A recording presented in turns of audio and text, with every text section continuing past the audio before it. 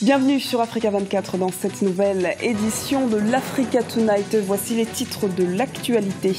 Béji Caïd Essebsi devient le nouveau président de la Tunisie. Le candidat du parti séculier Nida Tounes a obtenu plus de 1,7 million de voix au second tour de ce dimanche contre plus d'1,3 million pour son rival, le président sortant Monsef Marzouki. Échauffourée entre militants et forces de l'ordre au Gabon, des violences ce samedi après un meeting de l'opposition ont fait au moins une victime. Plusieurs personnes auraient également été placées en garde à vue.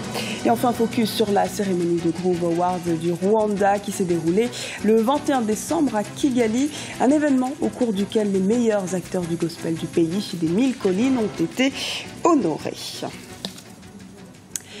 Après 4 ans de transition, Béji Caïd Essebsi est le nouveau président de la Tunisie. Près de 5,3 millions d'électeurs étaient appelés aux urnes pour le second tour de l'élection présidentielle qui clôt la transition après le renversement de Zine El Abidine Ben Ali. Les précisions de Sani Ghanem. Béji Caïd Essebsi, premier président de la Deuxième République tunisienne, par 55,68% des voix, d'après les résultats préliminaires du second tour de l'élection présidentielle du 21 décembre 2014. Un scrutin historique car il s'agit de la première élection présidentielle démocratique et transparente depuis l'indépendance de la Tunisie en 1956. Ainsi, le candidat Béji Caïd Essebsi a réuni 1 731 529 voix, et le candidat Mohamed Monsef Marzouki, 1 378 513 voix. L'instance supérieure indépendante pour les élections informe donc de la victoire de Béji Caïd Essebsi par 55,68% des voix contre 44,32% des voix pour son concurrent Mohamed Monsef Marzouki. Tels sont les résultats de cette élection présidentielle 2014. Il s'agit d'une nette victoire pour le candidat du parti séculier Nida Tounes, Béji Caïd Essebsi, qui a salué son adversaire Mohamed Monsef Marzouki et tendu la main à toutes les parties pour aller de l'avant dans le développement de la Tunisie.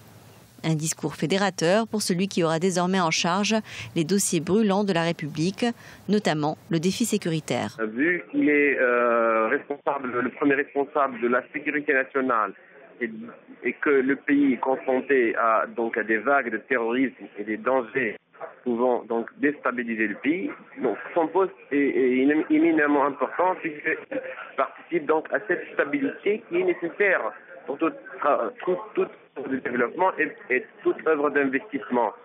Donc les Tunisiens sont confiants dans l'avenir dans le sens où le processus transitoire presque à sa fin. Il reste malgré tout les élections plutôt les municipales et ça, bon nombre de Tunisiens ont tendance à l'oublier. La constitution rédigée, les Tunisiens doivent désormais mettre en place et renouveler le reste des institutions. Des élections municipales et régionales sont prévues au courant de l'année 2015. Dans l'actualité également, le Nigeria sécurise davantage ses frontières. Les services de l'immigration ont récemment déployé plus de 2000 éléments de l'unité spéciale des forces armées pour contrôler notamment les points de passage des migrants clandestins et des terroristes. Il s'agit aussi d'améliorer la sécurité nationale face aux terroristes de la secte Boko Haram. 8000 autres éléments devraient venir renforcer ces patrouilles. Violente confrontation au Gabon ce samedi 20 décembre. La manifestation interdite organisée par l'opposition gabonaise a été dispersée par les forces de l'ordre. Le bilan officiel est d'au moins une victime, un jeune Gabonais de 30 ans. De nombreuses arrestations ont également eu lieu. Les explications de Sali Ghanem. Les leaders du Front uni de l'opposition pour l'alternance et plusieurs petits partis de l'opposition au Gabon ont manifesté ce samedi 20 décembre à Libreville, malgré l'interdiction du ministère de l'Intérieur qui craignait des dérapages. Manifestants et forces de l'ordre se sont affrontés à coups de pierre et de jets de gaz lacrymogène. Le peuple gabonais s'est aperçu que M. Ali Bongo est un tricheur. En plus du fait qu'il ait pris le pouvoir avec effraction, il est un tricheur en ce sens que il a produit un faux acte de naissance à l'occasion de l'élection présidentielle. C'est sur ce point que nous voulions nous exprimer samedi dernier, mais son ministre de l'Intérieur a bien voulu interdire le meeting que nous voulions organiser. Voilà un peu la situation dans laquelle se trouve notre pays. Manque de liberté d'expression et en somme la dictature. Une trentaine de militants ont été interpellés, plusieurs véhicules ont été incendiés et des actes de vandalisme ont été perpétrés. L'opposition dénombre quant à elle 3 décès suite aux affrontements. Le peuple va le faire partir de gré ou de force.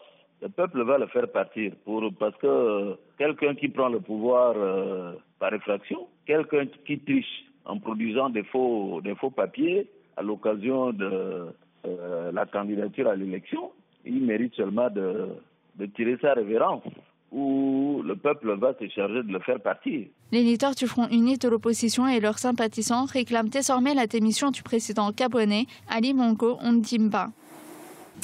Les officiels maliens se sont rendus à Kidal ce dimanche. Le gouvernement de Bamako, le Premier ministre nigérien Brigitte Rafini, des représentants de la Mauritanie et de la mission des Nations Unies au Mali ont fait le déplacement pour présenter leurs condoléances à la famille de l'Aménokal Intala Ag Ataer, le chef traditionnel de la tribu des Ifogas, décédé le 18 décembre dernier. La dernière visite d'une délégation officielle malienne remonte à mai 2014. À l'époque, au cours d'affrontements entre groupes rebelles et armées maliennes, les militaires et les représentants du gouvernement avaient été obligés de quitter la ville. Au Sénégal, les prix des produits pétroliers ont connu une baisse. La mise en vigueur de cette mesure a été effective ce samedi. Un soulagement pour les consommateurs. Cette mesure de l'État a été grandement saluée. Les prix des produits pétroliers sur le marché intérieur n'avaient pas baissé depuis le 29 septembre 2012. Les précisions de Birama Saounera.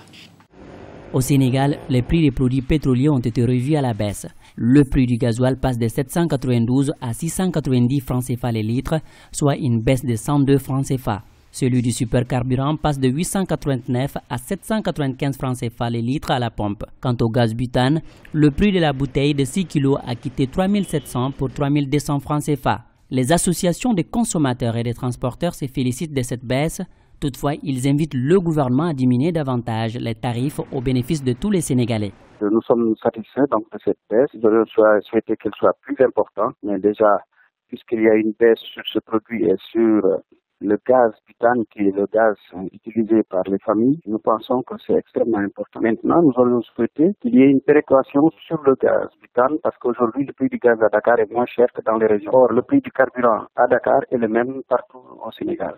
Par ailleurs, les associations de consommateurs se mobilisent afin que cette diminution des prix soit répercutée sur les produits de première nécessité, notamment le pain et les transports. Nous avons ce qu'on appelle le comité national de suivi des prix des produits de première nécessité et nous avons une réunion le 30 décembre. Donc à cette réunion, on va poser le problème pour ce qu'on appelle la déclinaison de cette baisse sur tous les autres produits qui devaient pouvoir être impactés. Nous avons déjà commencé à parler avec le ministère des Transports pour que le ministère convoque la commission qui est en charge de la révision des tarifs du transport. Cette révision des prix des produits pétroliers intervient au Sénégal après la chute des prix des hydrocarbures. Les cours du pétrole ne cesse de plonger. Le baril a rejoint les $60 alors qu'il valait $115 il y a encore 6 mois. Le gospel était à l'honneur ce dimanche à Kigali, capitale rwandaise. Les meilleurs chanteurs de gospel du pays des 1000 collines, dont Gaby Kamanzi, prix 2013 du Diva Awards, ont été récompensés lors de cette deuxième édition. Notre correspondant au Rwanda, Olive Adjakotan, a suivi cet événement pour nous.